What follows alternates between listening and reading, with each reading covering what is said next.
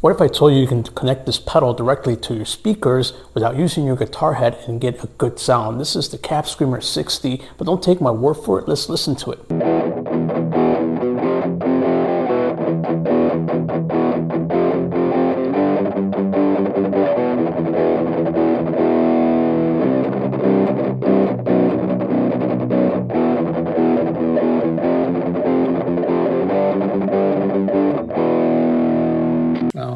It's at a very low level, so if you have a distortion pedal and you're going to run it through here, there should be plenty of power if you're just practicing on your own. Now, as far as a band situation, I don't know how well that will work, but so far I like the way it sounds. I'm going to try different pedal combinations and see where it goes from there.